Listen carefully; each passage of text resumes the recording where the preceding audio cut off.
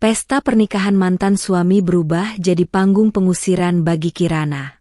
Tapi ia tak hancur. Ia bangkit, merancang balas dendam yang cerdas, dan perlahan menghancurkan kebahagiaan serta kekayaan mereka hingga tak bersisa. Assalamualaikum warahmatullahi wabarakatuh. Kalian dari mana aja nih? Absen yuk, jangan lupa subscribe. Buat yang sudah subscribe, semoga selalu diberkahi kebaikan dan rezeki yang mengalir. Desa Gemilang, tempatku dan Ardi merajut mimpi selama 5 tahun ini, dulu adalah saksi bisu cinta kami. Pagi diwarnai kicauan burung dan aroma kopi, siang diisi tawa anak-anak di sawah, dan sore ditutup dengan adzan maghrib yang syahdu. Aku, Kirana, seorang wanita berhijab sederhana yang mengelola usaha kerajinan tangan, merasa hidupku sempurna di sisi Ardi. Kami memang bukan pasangan kaya, hanya hidup dari bengkel motor milik Ardi dan penghasilanku. Namun, cinta kami terasa lebih berharga dari segunung harta. Ardi berjanji akan menjagaku, mencintaiku, dan menjadi imam terbaik untukku. Aku masih ingat betul bagaimana Ardi melamarku di bawah pohon mangga depan rumah, berlutut dengan senyum tulus yang memikat hati. Dengan balutan hijab sederhana, aku mengiyakan lamarannya, menyerahkan seluruh hidupku padanya. Aku berusaha menjadi istri terbaik, mendampinginya dari nol, mendukung setiap langkahnya, dan selalu mendoakan yang terbaik untuknya. Tapi ternyata, di balik kesederhanaan hidup kami, ada badai yang siap menerpa. Badai itu datang dalam wujud Rina, putri tunggal Bapak Harjo, juragan tanah terkaya di desa. Rina, dengan kecantikan dan kekayaannya, selalu membuatku merasa kecil. Hubungan Ardi dan Rina dimulai dari urusan bisnis. Namun aku tak pernah menduga akan berujung sejauh ini. Ardi mulai sering pulang larut, sering melamun, dan kerap berbohong tentang lembur di bengkel. Aku mencoba bertanya, namun dia selalu menghindar. Aku percaya penuh padanya, tak pernah sedikit pun curiga. Kecurigaanku berubah menjadi kenyataan pahit saat Ardi pulang membawa surat cerai. Tanpa banyak bicara, dia menyerahkannya padaku. Aku sudah tidak bisa melanjutkan ini, Kirana. Rina mengandung anakku. Aku harus bertanggung jawab, katanya datar, tanpa sedikit pun penyesalan di matanya. Aku terkejut, dunia seolah berhenti berputar. Air mataku mengalir deras, tak mampu membendung rasa sakit yang mendalam. Pengkhianatan ini terasa jauh lebih menyakitkan daripada tusukan belati. Kami bercerai, dan aku terpaksa kembali ke rumah orang tuaku di desa seberang, membawa hati yang hancur berkeping-keping. Hari-hari kulalui dengan kesedihan dan penyesalan. Aku tak bisa membayangkan bagaimana Ardi, pria yang kucintai setulus hati, bisa setega ini. Desa Gemilang kini dipenuhi gosip tentang Ardi dan Rina. Mereka mengatakan bahwa Rina berhasil merebut Ardi dariku, dan Ardi lebih cocok dengan wanita kaya seperti Rina. Setiap gosip yang sampai ke telingaku bagai sayatan pisau, menambah luka yang sudah ada. 3 bulan kemudian, selembar undangan berwarna emas sampai di tanganku. Undangan pernikahan termegah di Desa Gemilang. Tertera nama Ardi dan Rina sebagai mempelai. Jantungku berdebar kencang, antara marah, sakit hati, dan penasaran. Aku tahu aku tidak seharusnya datang, tapi ada dorongan kuat di dalam diriku. Aku harus melihatnya, melihat kebahagiaan mereka dengan mata kepalaku sendiri, meskipun aku tahu itu hanya akan menambah luka. Sore itu, dengan langkah gontai, aku memutuskan untuk pergi ke balai desa.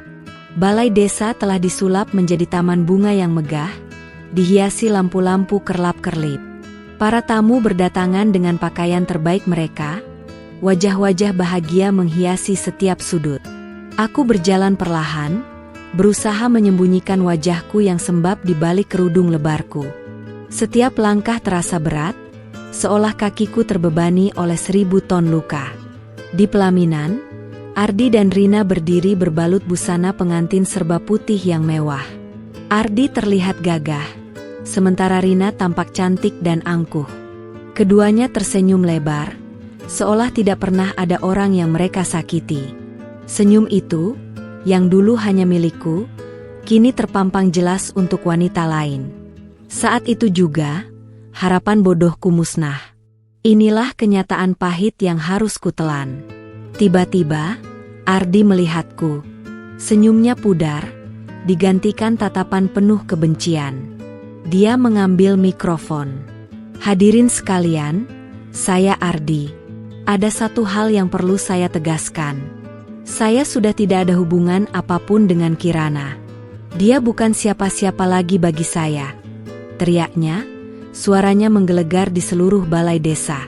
Rina, di samping Ardi, ikut menatapku dengan senyum sinis yang memuakan.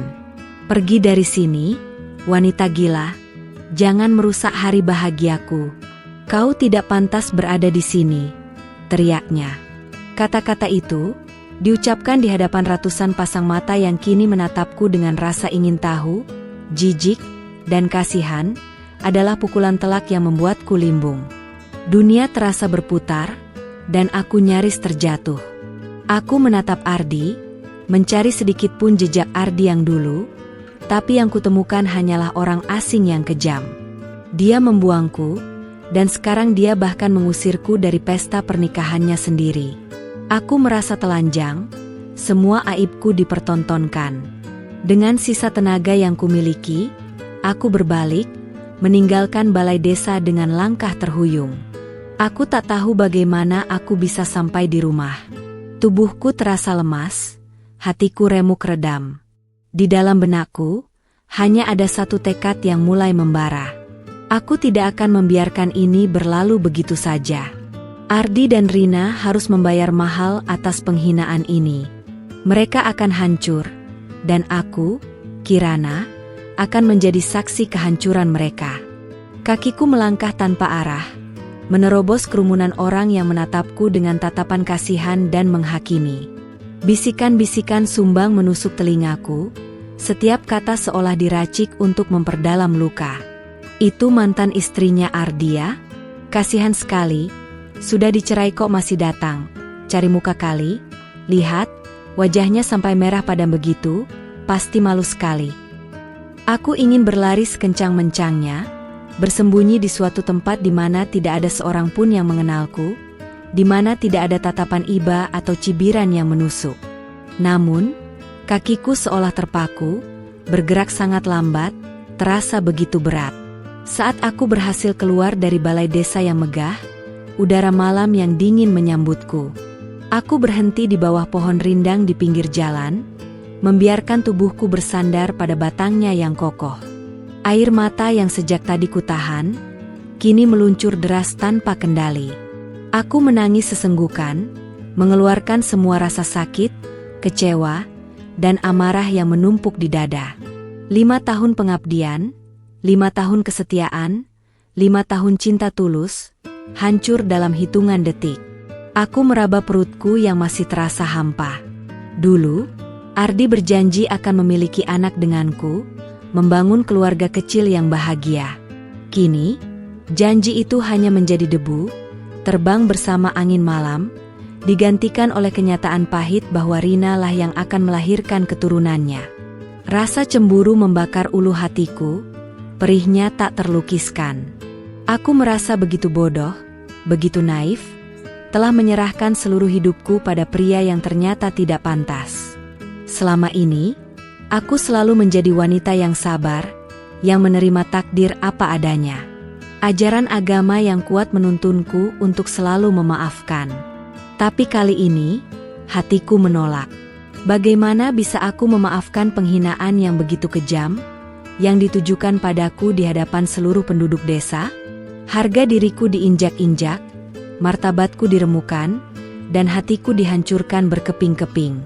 Tiba-tiba, sebuah ide melintas di benakku, setajam kilat menyambar di tengah badai. Aku tidak akan membiarkan ini berakhir begitu saja. Ardi dan Rina boleh saja berbahagia di atas penderitaanku saat ini, tapi kebahagiaan itu tidak akan bertahan lama. Aku akan membalas. Bukan dengan kekerasan fisik, melainkan dengan cara yang lebih halus, lebih mematikan, yang akan membuat mereka hancur tanpa menyadarinya. Aku ingin mereka merasakan apa yang kurasakan, bahkan lebih parah. Aku mengepalkan kedua tanganku, membiarkan amarah itu menjadi bahan bakar tekadku. Wajahku yang tadinya sembab, kini mengeras. Tatapanku yang tadinya kosong, kini menyala dengan api dendam. Aku bukan lagi Kirana yang lemah, yang pasrah menerima takdir. Aku akan menjadi Kirana yang baru, Kirana yang kuat, yang akan bangkit dari keterpurukan dan membalas setiap tetes air mata yang telah jatuh. Aku mulai memikirkan langkah-langkah yang harus kuambil. Pertama, aku harus mengumpulkan informasi. Aku harus tahu semua tentang Ardi dan Rina, kelemahan mereka, kekuatan mereka, rahasia-rahasia mereka. Tidak ada yang luput dari pengawasanku. Kedua, aku harus mencari sekutu. Sendirian, mungkin aku akan kesulitan.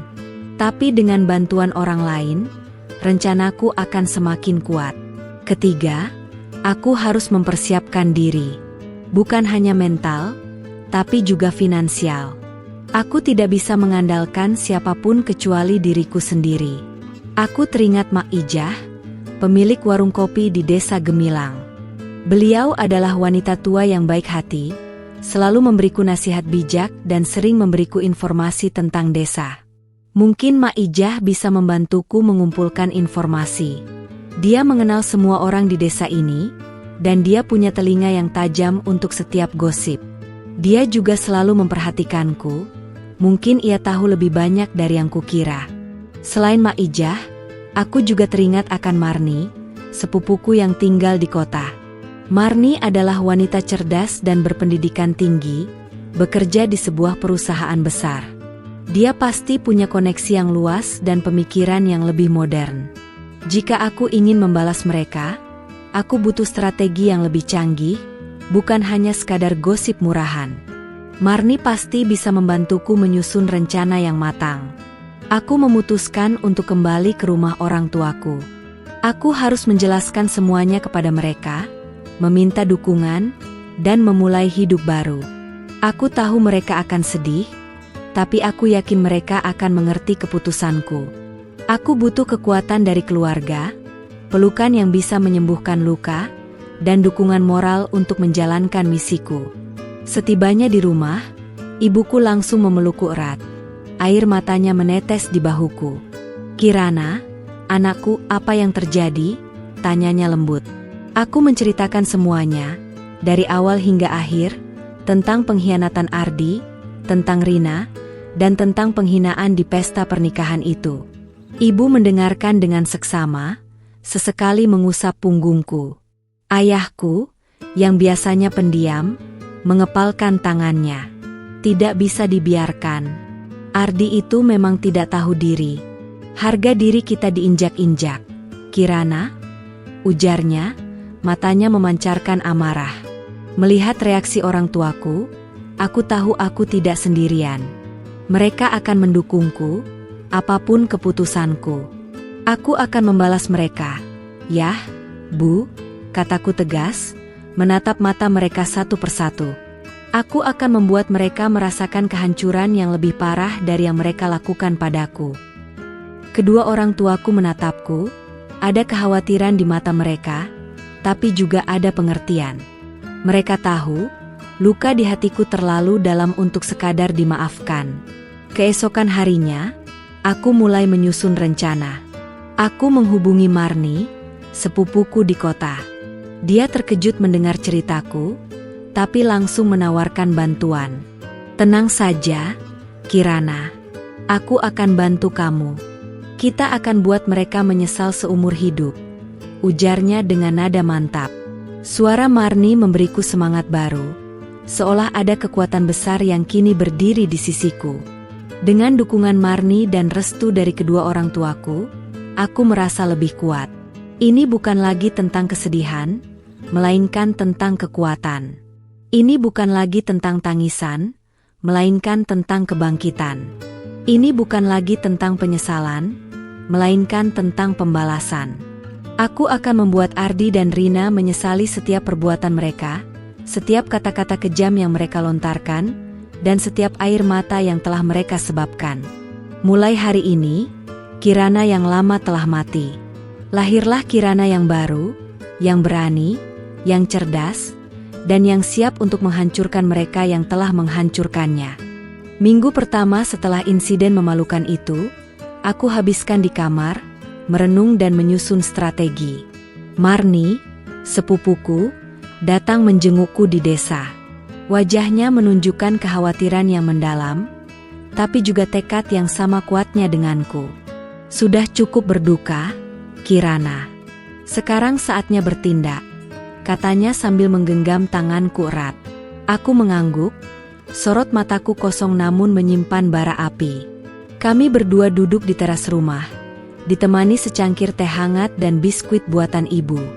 Marni dengan sigap mengeluarkan laptopnya, mulai mencatat setiap ide yang muncul. Pertama, kita butuh informasi yang akurat. Bukan sekadar gosip, tapi fakta. Tentang bisnis bengkel Ardi, tentang keluarga Rina, dan terutama tentang Bapak Harjo. Jelas Marni, matanya serius menatap layar. Aku menjelaskan semua yang kutahu tentang bengkel Ardi, sedikit tentang kebiasaan Rina yang boros, dan reputasi Bapak Harjo sebagai orang kaya yang disegani di desa. Kedua, kita butuh jangkauan. Desa ini kecil, jadi informasi menyebar cepat. Kita harus bisa mengendalikan narasi, tambah Marni. Aku langsung teringat Mak Ijah, pemilik warung kopi yang menjadi pusat informasi desa. Mak Ijah adalah wanita parubaya yang ramah, selalu punya waktu untuk mendengarkan keluh kesah siapapun, dan dia tahu hampir semua rahasia penduduk desa. Dia juga selalu menyayangiku seperti anaknya sendiri. Keesokan harinya, aku memberanikan diri kembali ke desa Gemilang. Bukan untuk melarikan diri, tapi untuk menghadapi. Dengan balutan hijab yang lebih rapi dan wajah yang kutegaskan, aku melangkah ke warung Mak Ijah. Aroma kopi dan gorengan langsung menyambutku. Mak Ijah terkejut melihatku, matanya memancarkan kelegaan dan kekhawatiran. Kirana, nak, kamu kemana saja? Mak khawatir sekali, ujarnya sambil memelukku erat. Aku duduk di bangku favoritku, memesan secangkir kopi hitam. Perlahan, aku mulai bercerita pada Mak Ijah. Tidak semua, tapi cukup untuk menjelaskan bahwa aku tidak datang untuk berduka. Aku datang untuk mencari keadilan. Mak, aku butuh bantuan Mak. Aku ingin tahu semua yang Mak tahu tentang Ardi dan Rina. Tentang kebiasaan mereka, siapa teman-teman mereka, gosip-gosip yang beredar setelah kejadian itu, kataku, mencoba menjaga nada suaraku tetap tenang. Mak Ijah menatapku lama, seolah membaca isi hatiku. Ada kebingungan di matanya, tapi juga ada pengertian. Dia tahu aku tidak akan meminta hal ini jika tidak ada alasan yang sangat kuat. Nak, Mak tahu kamu wanita baik-baik. Kalau memang itu yang kamu inginkan, Mak akan bantu. Tapi jangan sampai kamu menyesal di kemudian hari. Ya? Jawabnya, suaranya pelan. Aku mengangguk, air mata tak terbendung. Setidaknya ada satu orang yang mendukungku di desa ini. Selama beberapa hari berikutnya, Mak Ijah memberiku berbagai informasi. Dia bercerita tentang kebiasaan Ardi yang sering nongkrong di kafe kota bersama teman-teman barunya, gaya hidup Rina yang semakin mewah dan sering pamer perhiasan, dan bagaimana Bapak Harjo, ayah Rina, baru-baru ini memperluas usahanya dengan mengambil alih beberapa tanah warga dengan cara yang kurang etis. Katanya Bapak Harjo punya kenalan orang penting di kantor kabupaten, jadi semua urusan tanahnya lancar. Bisik Mak Ijah suatu sore. Informasi ini sangat berharga. Marni membantuku menganalisis setiap detail. Ini dia celah pertama, Kirana. Urusan tanah Bapak Harjo bisa jadi titik awal kita, kata Marni penuh semangat. Kita bisa selidiki lebih dalam tentang legalitas pengambil alihan tanah itu. Jika ada yang tidak beres, kita punya amunisi. Selain informasi dari Mak Ijah, aku juga mulai melatih diri. Aku mengikuti kursus online singkat tentang administrasi dan keuangan, mempelajari cara membaca laporan keuangan, dan memahami seluk-beluk dunia bisnis. Aku tidak ingin lagi menjadi wanita yang hanya tahu tentang kerajinan tangan. Aku ingin menjadi wanita yang cerdas, yang bisa berpikir strategis, yang mampu menghadapi tantangan bisnis. Aku juga mulai belajar bahasa Inggris, menyadari bahwa dunia di luar desa ini jauh lebih luas. Marni membantuku mencari kenalan yang bisa dipercaya di kota, terutama di bidang hukum dan media. Kita butuh orang-orang yang bisa membantu menyebarkan informasi dan melindungi kita secara hukum. Jelas Marni. Aku mendengarkan setiap saran Marni dengan cermat, mencatat semua yang perlu kulakukan. Rasanya seperti sedang mempersiapkan diri untuk sebuah perang besar, dan aku tidak boleh kalah. Setiap malam, sebelum tidur, aku menatap cermin. Bayangan wanita berhijab di sana, bukan lagi wanita yang rapuh dan penuh air mata. Ada ketegasan di matanya, ada kekuatan yang terpancar dari senyum tipisnya. Aku yakin, aku bisa melalui ini. Aku akan membuktikan kepada Ardi dan Rina bahwa mereka telah salah meremehkanku. Aku mulai menabung sedikit demi sedikit dari hasil penjualan kerajinan tanganku. Aku tahu bahwa misi ini akan membutuhkan dana, dan aku tidak ingin merepotkan orang tuaku. Setiap rupiah yang kukumpulkan adalah langkah kecil menuju kehancuran mereka. Setiap jahitan di kerudung yang kubuat kini terasa memiliki tujuan yang lebih besar. Rasa sakit di hatiku memang masih ada, tapi kini ia bercampur dengan tekad. Setiap kali bayangan Ardi dan Rina tersenyum di pelaminan muncul di benakku, aku akan mengubahnya menjadi motivasi. Mereka akan menyesal, dan aku akan memastikan itu. Dengan informasi awal dari Mak Ijah dan dukungan penuh dari Marni, rencanaku mulai terbentuk. Kami fokus pada Bapak Harjo, ayah Rina. Marni berpendapat, jika akar masalahnya ada pada kekuasaan dan kekayaan Bapak Harjo, maka dari sana pula kehancuran akan dimulai. Aku setuju. Ardi, pada akhirnya, hanya akan menjadi korban dari keangkuhan keluarga Rina jika ia tak punya apa-apa lagi. Marni mulai mencari data-data perusahaan milik Bapak Harjo melalui internet. Dengan koneksinya di kota, ia berhasil mendapatkan beberapa laporan keuangan dan izin-izin usaha. Banyak sekali yang mencurigakan. Kirana, kata Marni suatu malam melalui telepon. Ada beberapa proyek pengadaan barang untuk pemerintah daerah yang sepertinya tidak sesuai prosedur. Nilai proyeknya juga sangat besar. Aku mendengarkan dengan seksama, hatiku berdebar. Ini adalah celah yang kami cari. Sementara Marni mengurus hal-hal teknis di kota, aku kembali ke desa Gemilang. Aku tidak ingin Ardi atau Rina curiga. Aku berpura-pura hidup normal, kembali menjual kerajinan tangan di pasar desa, dan sesekali mengunjungi Mak Ijah untuk mengobrol. Dari Mak Ijah, aku mendapatkan informasi lebih detail tentang tanah-tanah yang dibeli paksa oleh Bapak Harjo. Banyak warga yang mengeluh, "Nak, tapi mereka takut melawan. Bapak Harjo itu punya banyak bekingan," bisik Mak Ijah dengan raut wajah khawatir. Aku mencatat semua nama warga yang tanahnya diambil alih, kapan kejadiannya, dan bagaimana prosesnya. Beberapa warga bahkan bercerita bahwa mereka dipaksa menandatangani surat perjanjian yang tidak mereka mengerti, atau diberi uang ganti rugi yang tidak sebanding. Aku tahu, jika kebenaran ini terungkap, reputasi Bapak Harjo akan tercoreng. Apalagi jika menyangkut penyelewengan dana proyek pemerintah. Suatu hari, saat aku sedang mengantarkan pesanan kerudung di desa, aku tak sengaja melihat Ardi di bengkelnya. Dia tampak lesu, tidak seceria dulu. Ada lingkaran hitam di bawah matanya, dan dia terlihat lebih kurus. Rina tidak terlihat di sisinya. Aku mencoba menenangkan diri, menepis sedikit rasa kasihan yang tiba-tiba muncul di hatiku. Ingatlah, Kirana, apa yang dia lakukan padamu, bisikku dalam hati. Marni juga mulai menyelidiki Rina. Ternyata, gaya hidup Rina yang mewah dan boros bukan hanya sekadar pamer.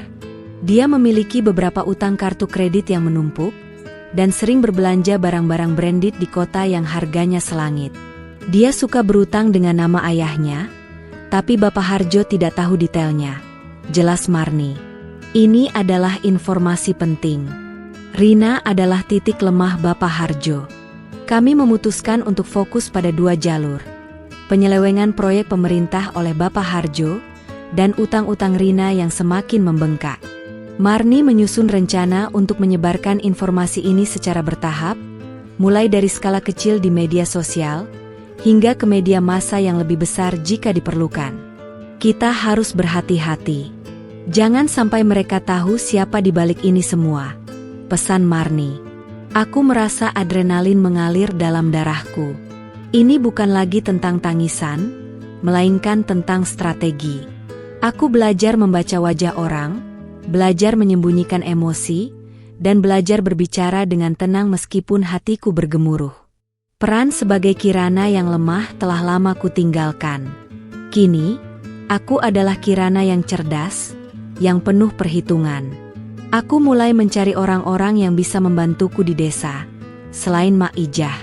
Ada Pak RT, yang selama ini terlihat netral namun sering mengeluh tentang kelakuan Bapak Harjo. Ada juga beberapa pemuda desa yang cerdas dan melek teknologi, yang bisa membantuku menyebarkan informasi secara anonim. Aku mendekati mereka perlahan, membangun kepercayaan, dan menawarkan bantuan dalam hal-hal kecil. Suatu sore, aku mengobrol dengan Pak RT di balai desa. Aku sengaja mengungkit tentang masalah tanah warga yang dibeli paksa oleh Bapak Harjo. Pak RT menghela napas panjang. Memang begitu, Kirana. Banyak yang dirugikan. Tapi mau bagaimana lagi, kita ini rakyat kecil, ujarnya lirih. Aku melihat kilatan kecewa di matanya. Aku tahu dia sebenarnya ingin membantu, tapi takut. Bagaimana kalau ada yang mau membantu warga menuntut haknya? Pak RT, tanyaku pelan, menatap lurus ke matanya. Pak RT terdiam, lalu menatapku dengan sorot mata penuh harapan. Apa maksudmu, Kirana? Aku tersenyum tipis. Saya hanya bertanya, Pak, mungkin saja ada jalan. Aku tidak langsung memberitahunya rencanaku, tapi aku sudah menanam benih. Marni juga berhasil mendapatkan salinan rekening koran Rina dari seorang kenalannya di Ban. Lihat ini, Kirana. Jumlah utangnya sudah puluhan juta. Dan dia terus berbelanja barang-barang mewah. Ini bisa menjadi masalah besar bagi Bapak Harjo jika terungkap. Jelas Marni melalui video call, menunjukkan dokumen-dokumen itu padaku. Aku merasa puas. Semakin banyak bukti, semakin kuat posisiku. Aku tahu bahwa Ardi dan Rina hidup dalam kemewahan palsu, yang dibangun di atas kesengsaraan orang lain dan utang-utang yang menumpuk. Aku tidak akan membiarkan mereka menikmati semua itu. Aku akan merobohkan kemewahan itu satu persatu, sampai mereka tidak punya apa-apa lagi.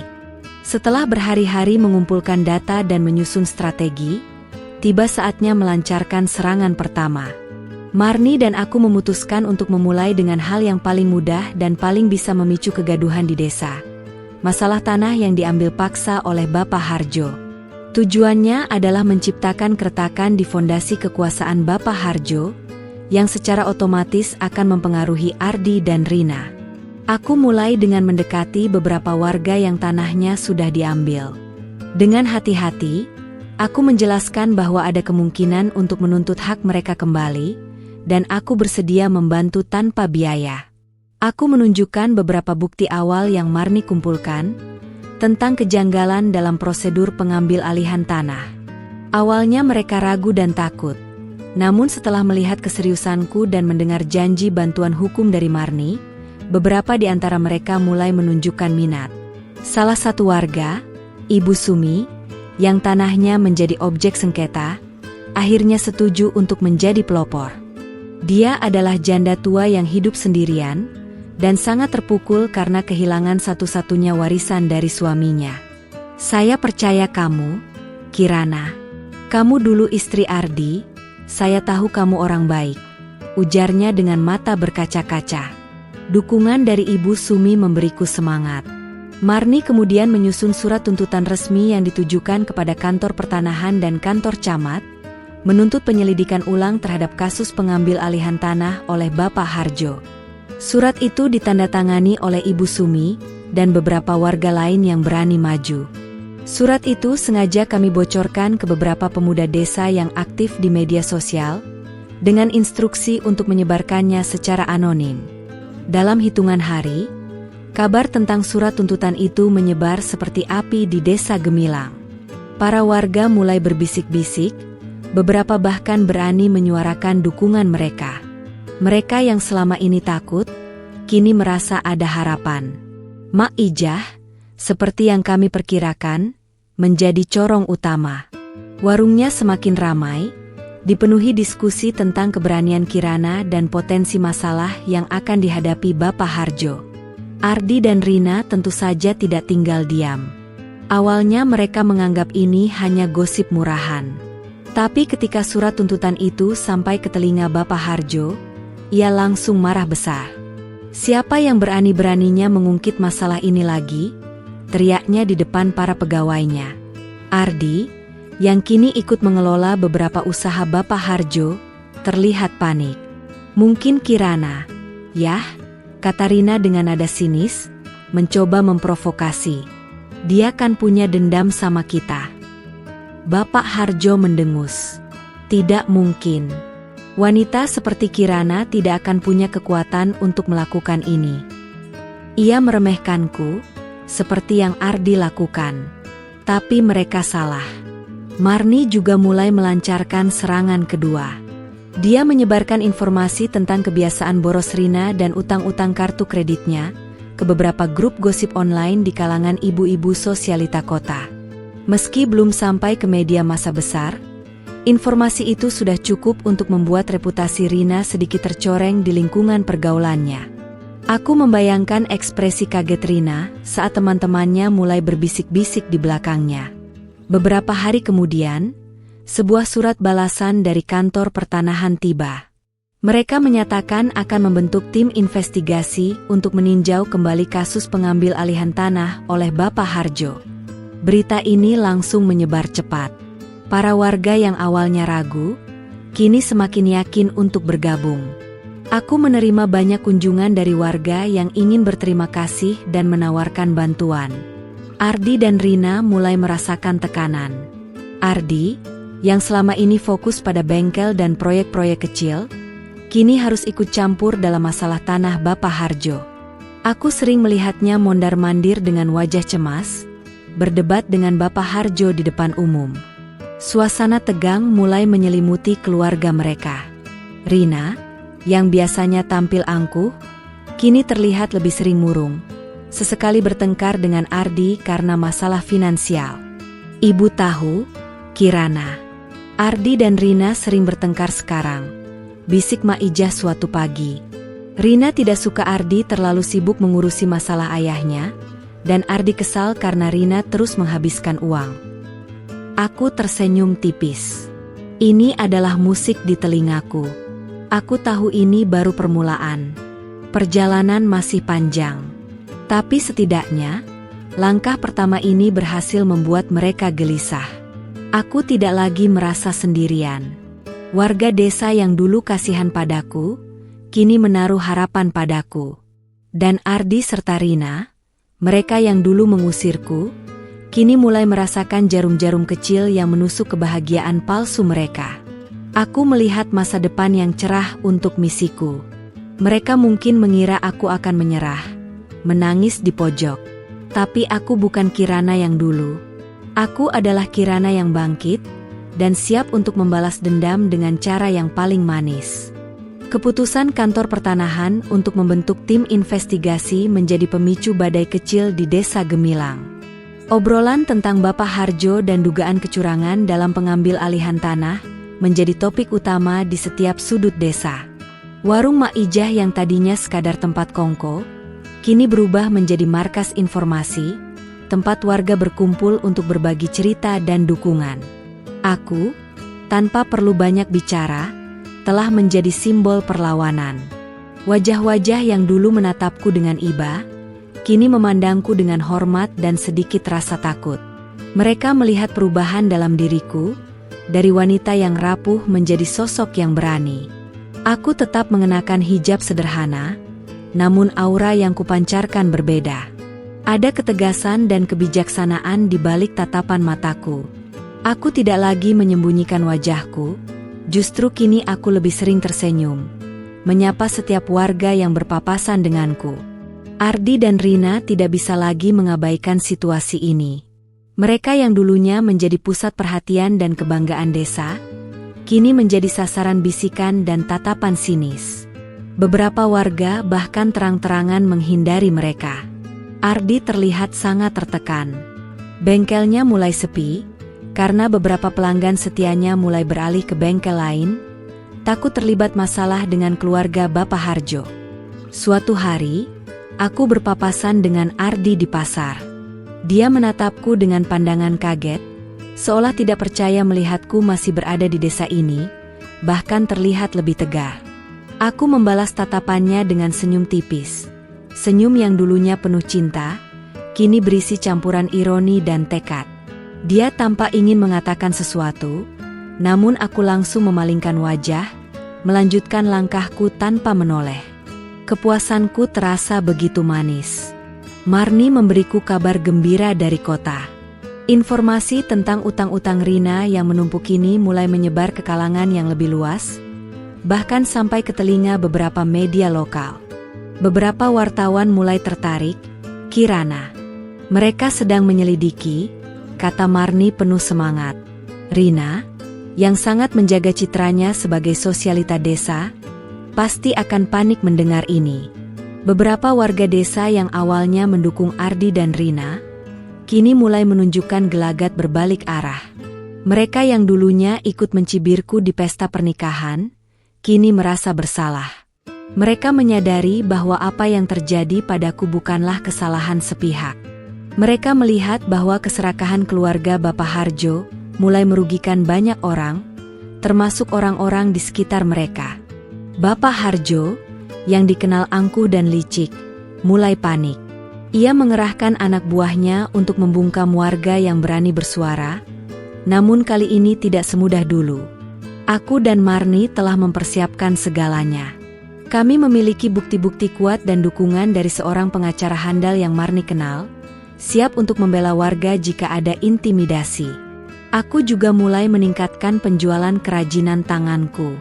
Dengan modal yang kumiliki dan sedikit pinjaman dari orang tuaku, aku mulai memasarkan kerudung dan produk lain secara online, dibantu oleh pemuda-pemuda desa yang melek teknologi. Tak disangka, produk-produkku mendapat sambutan positif, terutama dari komunitas hijab di kota. Penghasilanku meningkat pesat, jauh melebihi saat aku masih bersama Ardi. Alhamdulillah, Kirana. Rezeki tidak akan kemana, kata ibuku sambil tersenyum melihat kesuksesanku. Aku membalas senyumnya. Kini aku tahu bahwa kemandirian finansial adalah salah satu kunci utama dalam rencanaku. Aku tidak ingin bergantung pada siapapun, apalagi pada pria. Aku ingin membuktikan bahwa wanita berhijab sepertiku, dengan segala keterbatasannya, bisa sukses dan bangkit dari keterpurukan. Ardi dan Rina semakin sering terlihat bertengkar di depan umum. Rina menyalahkan Ardi karena masalah tanah ayahnya yang kini menyusahkan mereka, dan Ardi menyalahkan Rina karena kebiasaan borosnya.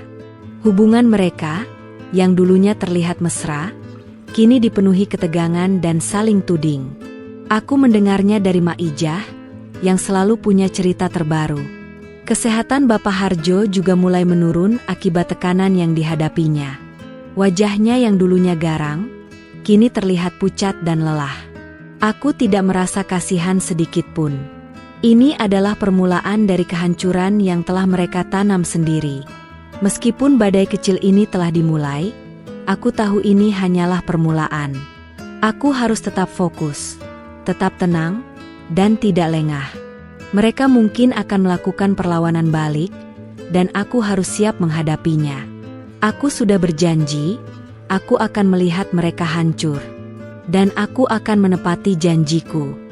Gelombang investigasi kasus tanah Bapak Harjo semakin membesar, tak hanya di desa, tapi mulai menarik perhatian media di tingkat kabupaten.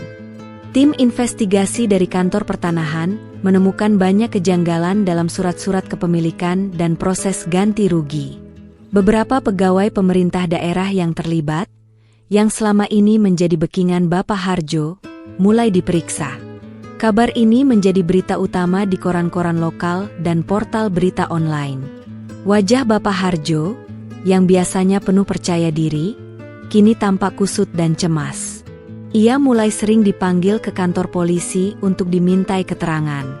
Arogansinya perlahan runtuh, digantikan oleh kepanikan yang terlihat jelas di setiap gerak-geriknya.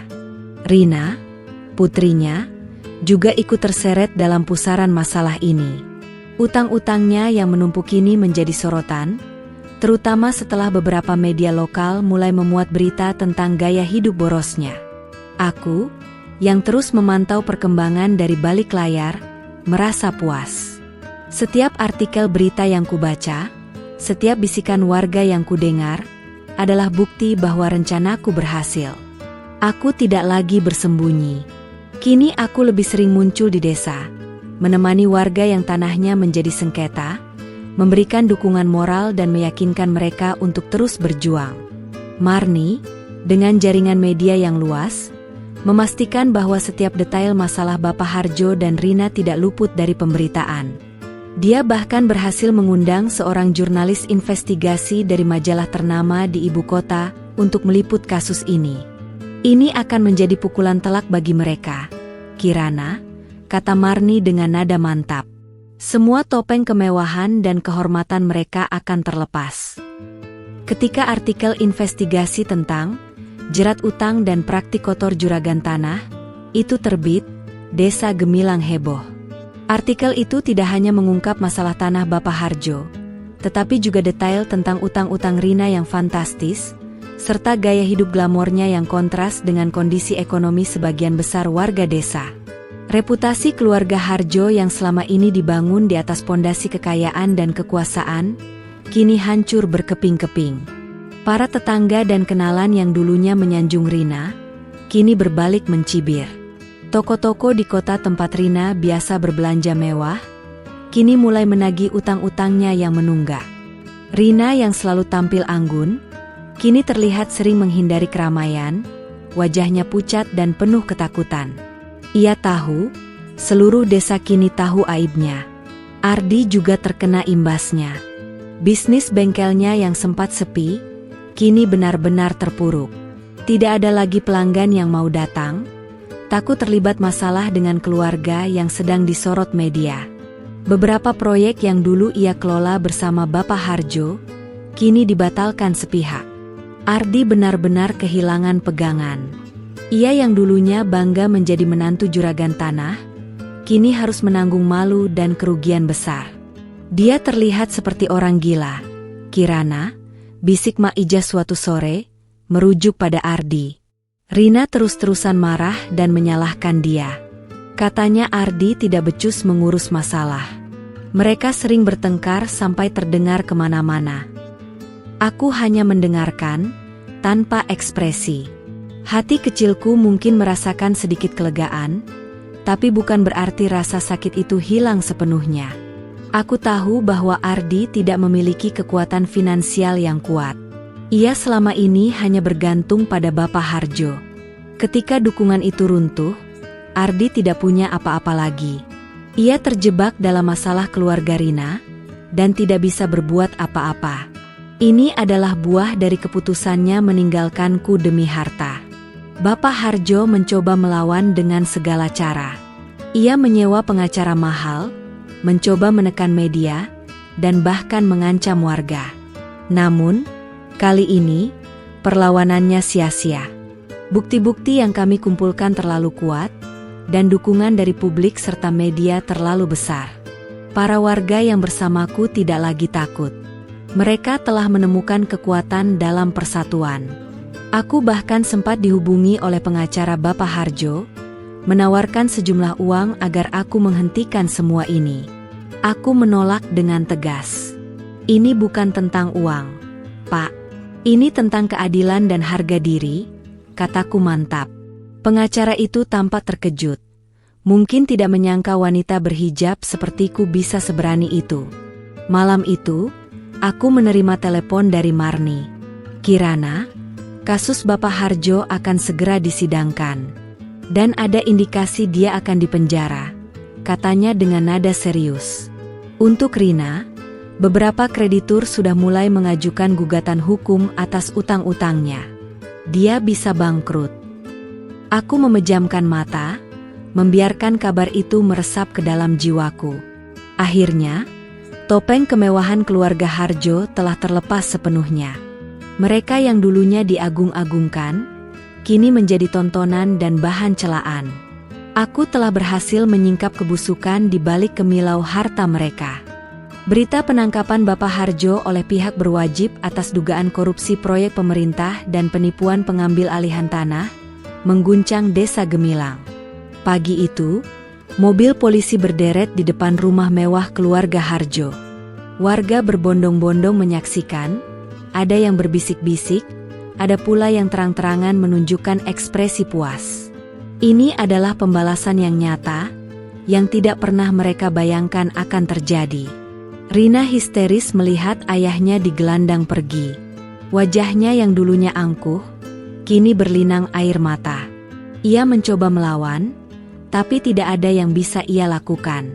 Ia memanggil-manggil Ardi, namun Ardi hanya bisa berdiri mematung di sampingnya. Wajahnya pucat pasi, tak berdaya. Semua orang tahu, kehancuran keluarga ini telah dimulai. Bengkel Ardi yang sudah sepi, kini benar-benar tutup. Tidak ada lagi pekerjaan, tidak ada lagi pemasukan. Ardi kehilangan segalanya, pekerjaannya, reputasinya, dan bahkan istrinya yang kini panik dan menyalahkan dirinya atas semua kemalangan ini. Aku mendengar dari Mak Ijah bahwa Rina terus-menerus memaki Ardi, menuduhnya tidak becus menjaga ayahnya dan merusak semua impiannya. "Dasar tidak berguna, kenapa kamu tidak bisa melakukan apa-apa? Ayahku ditangkap, utangku menumpuk, semua ini gara-gara kamu," teriak Rina pada Ardi. Suara mereka terdengar hingga ke warung Mak Ijah. Ardi hanya bisa diam, menunduk, menerima setiap makian itu. Pria yang dulu begitu gagah dan percaya diri, kini telah menjadi bayangan dirinya sendiri, terjepit dalam jerat yang ia buat sendiri. Melihat Ardi dalam kondisi itu, jujur ada sedikit rasa iba yang muncul di hatiku. Namun, bayangan penghinaan di pesta pernikahan itu kembali menghantuiku. "Ingat Kirana, apa yang dia lakukan padamu," bisikku lagi. Rasa iba itu segera sirna, digantikan oleh tekad yang membaja. Ini adalah konsekuensi dari perbuatannya. Marni terus memantau perkembangan kasus Bapak Harjo dan utang-utang Rina. Beberapa aset Bapak Harjo disita, Kirana dan Rina harus menjual beberapa perhiasannya untuk membayar utang kartu kreditnya.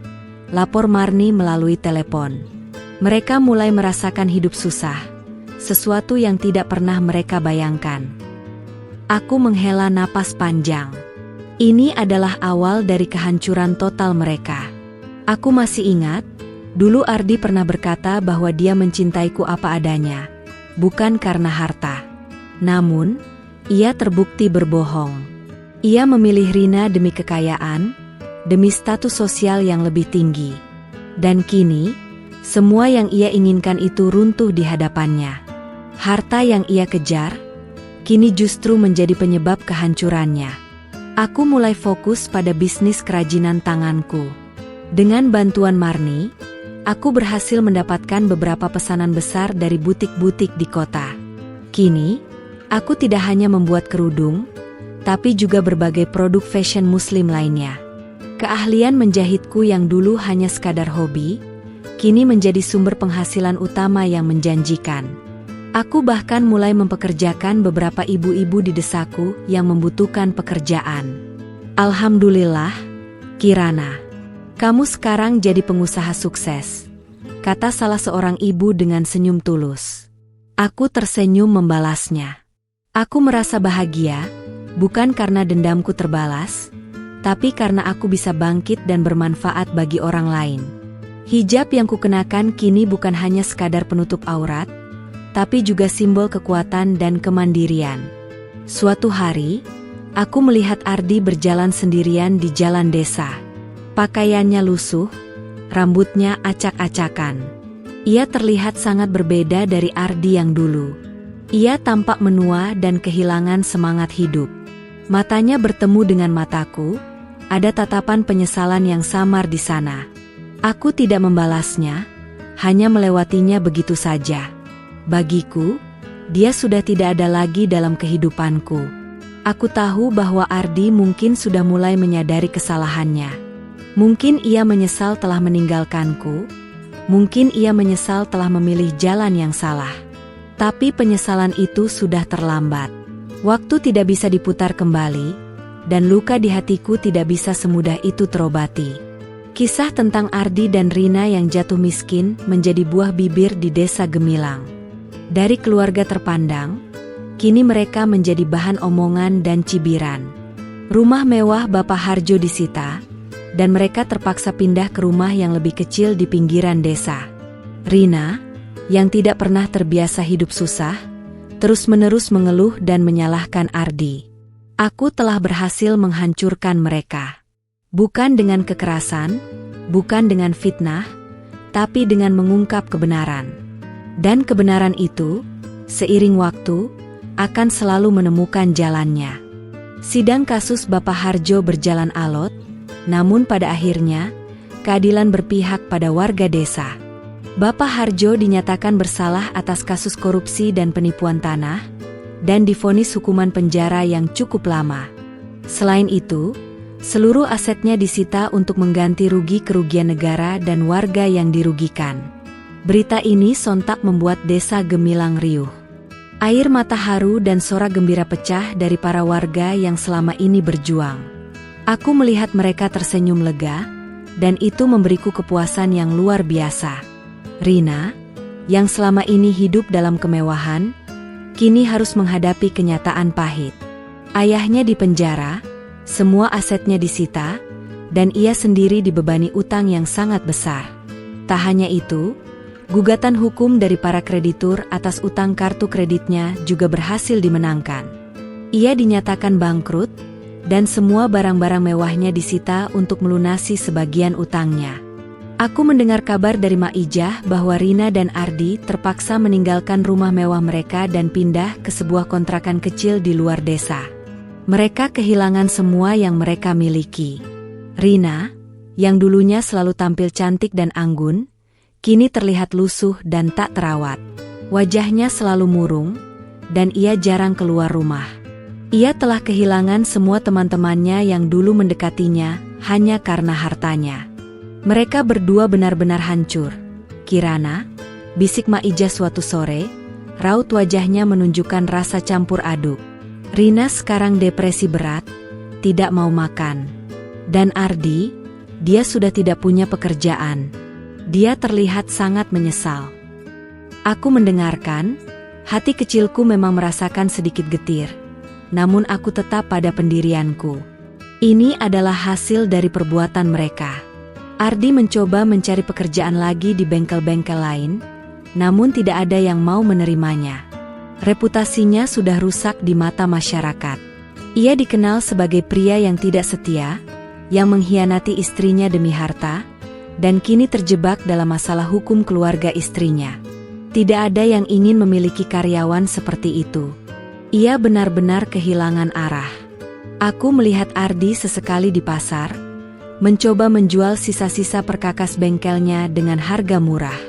Ia tidak lagi menatapku, matanya selalu tertunduk. Aku tahu, ia pasti merasa sangat malu dan menyesal. Dulu, ia adalah pria yang selalu berjalan tegap dan penuh percaya diri. Kini, ia hanya seorang pria yang hancur, membawa beban penyesalan yang berat. Kebahagiaan palsu mereka telah runtuh sepenuhnya. Rumah tangga Ardi dan Rina juga berada di ambang kehancuran. Rina yang tidak tahan dengan hidup susah, terus-menerus menyalahkan Ardi. Ia sering mengungkit-ungkit bahwa Ardi telah menghancurkan hidupnya, dan membuat ayahnya dipenjara. Ardi, yang sudah tidak memiliki kekuatan, hanya bisa diam dan menerima semua cacian itu. Aku tahu, mereka telah merasakan kehancuran yang lebih parah dari yang mereka lakukan padaku. Mereka kehilangan segalanya, harta, reputasi, kebahagiaan, dan bahkan harga diri. Ini adalah balasan yang setimpal. Aku tidak lagi merasakan dendam yang membara di hatiku. Kini, yang tersisa hanyalah rasa lega dan sedikit kepuasan. Di sisi lain, bisnis kerajinan tanganku semakin maju pesat. Aku berhasil membuka toko kecil di Desa Gemilang, mempekerjakan lebih banyak ibu-ibu desa, dan produk-produkku sudah mulai dikenal di luar daerah. Aku bahkan mendapatkan tawaran untuk berkolaborasi dengan sebuah desainer busana muslim terkenal di ibu kota. Kirana yang dulu rapuh, kini telah menjadi pengusaha sukses dan inspiratif. "Kirana, kamu hebat," kata Marni saat ia datang mengunjungiku. "Kamu tidak hanya berhasil membalas mereka, tapi kamu juga berhasil membangun dirimu sendiri." Aku tersenyum. "Ini berkat dukunganmu, Marni, dan berkat kekuatan dari Allah," jawabku tulus. Aku tidak lagi memikirkan Ardi dan Rina. Mereka telah menjadi bagian dari masa lalu yang kelam. Kini, fokusku adalah masa depan, pada pengembangan bisnis, dan pada kebahagiaan orang tuaku serta ibu-ibu yang bekerja bersamaku. Aku ingin menjadi contoh bahwa setiap wanita, meskipun pernah terjatuh, bisa bangkit dan meraih kesuksesan dengan caranya sendiri. Meskipun dendam telah terbalas, aku tidak ingin hidup dalam bayang-bayang masa lalu. Aku ingin melangkah maju, membuka lembaran baru, dan mencari kebahagiaan sejati yang tidak dibangun di atas penderitaan orang lain. Setelah kehancuran total keluarga Harjo dan terpuruknya Ardi, Desa Gemilang kembali tenang. Namun, ketenangan itu berbeda dari sebelumnya. Ada kesadaran baru di masyarakat, bahwa kebohongan dan keserakahan pada akhirnya akan menemui balasan. Aku, Kirana, tidak lagi menjadi bahan gosip atau tatapan kasihan. Aku kini menjadi inspirasi, simbol kekuatan dan kemandirian bagi banyak wanita di desa. Bisnis kerajinan tanganku semakin berkembang pesat. Tokoku tidak pernah sepi. Selain menjual produk secara langsung, aku juga aktif di media sosial, mempromosikan desain-desain baru dan berbagi kisah inspiratif tentang perjalananku. Pesanan dari kota terus berdatangan, bahkan ada beberapa distributor yang tertarik untuk bekerja sama. Aku bahkan mulai merencanakan untuk membuka cabang di kota tetangga. Dengan penghasilan yang stabil, aku bisa membantu kedua orang tuaku merenovasi rumah, membeli sawah kecil untuk ibu, dan memastikan kebutuhan mereka terpenuhi. Kebahagiaan mereka adalah kebahagiaanku. Mereka selalu mendukungku, dan kini saatnya aku membalas budi. Aku merasa sangat bersyukur atas semua yang kudapatkan. Suatu hari, aku mendapat kabar dari Mak Ijah bahwa Ardi dan Rina telah bercerai. Rina tidak tahan dengan hidup susah dan terus-menerus menyalahkan Ardi. Ia akhirnya meninggalkan Ardi dan kembali ke kota, mencoba peruntungannya di sana, meskipun dengan beban utang yang masih menumpuk. Ardi kini hidup sebatang kara, menyesali setiap keputusannya. Dia sering terlihat melamun di pinggir jalan. "Nak," kata Mak Ijah dengan nada iba. Wajahnya sudah tidak ada sisa-sisa ketampanan yang dulu. Dia benar-benar hancur. Aku hanya mengangguk. Tidak ada lagi rasa dendam, hanya ada rasa kosong. Aku telah mencapai tujuanku, dan kini saatnya untuk melepaskan. Meskipun Ardi telah hancur dan Rina pergi, aku tidak merasakan euforia kemenangan yang dulu kubayangkan. Justru, ada semacam kedamaian yang hinggap di hati. Aku telah membuktikan bahwa aku bisa bangkit, bahwa aku bisa membalas, dan bahwa aku tidak akan membiarkan siapapun menginjak-injak harga diriku. Tapi yang terpenting, aku telah menemukan diriku yang baru, Kirana yang lebih kuat, lebih mandiri, dan lebih bijaksana. Aku memutuskan untuk menghapus semua jejak masa lalu yang menyakitkan. Foto-foto pernikahan dengan Ardi kubakar habis, Surat cerai kusimpan di tempat yang paling tersembunyi, dan kenangan pahit itu kukubur dalam-dalam. Aku tidak ingin masa lalu menghantuiku lagi. Aku ingin hidup sepenuhnya di masa kini, dan menyongsong masa depan dengan senyum. Beberapa waktu kemudian, aku bertemu dengan seorang pria baik-baik. Namanya Danu, seorang pengusaha muda dari kota yang tertarik dengan produk-produk kerajinan tanganku. Danu adalah pria yang lembut, berakhlak baik, dan sangat menghargai wanita. Ia tidak peduli dengan masa laluku, justru ia kagum dengan perjuanganku. Perlahan, hatiku mulai terbuka kembali. Danu sering datang ke desaku, bukan hanya untuk urusan bisnis, tapi juga untuk mengenalku lebih jauh. Ia sering membantuku di toko, mengobrol dengan orang tuaku, dan berinteraksi dengan ibu-ibu pekerja. Aku melihat ketulusan di matanya, dan itu membuatku merasa nyaman. Kami sering bercerita tentang impian dan rencana masa depan, dan aku merasa ada seseorang yang bisa kujadikan sandaran kembali. Aku tidak ingin terburu-buru. Aku ingin memastikan bahwa ini adalah pilihan yang benar, bukan karena pelarian atau balas dendam. Aku ingin cinta yang tulus, yang didasari oleh rasa saling menghargai dan mendukung. Danu, dengan kesabarannya, membantuku menyembuhkan luka-luka lama. Pada akhirnya, aku memutuskan untuk menerima Danu. Kami menikah secara sederhana di desaku, hanya dihadiri oleh keluarga dan teman-teman terdekat. Aku mengenakan gaun pengantin muslimah yang elegan, lengkap dengan hijab syari yang indah. Aku tersenyum bahagia, senyum yang tulus, bukan senyum kepalsuan.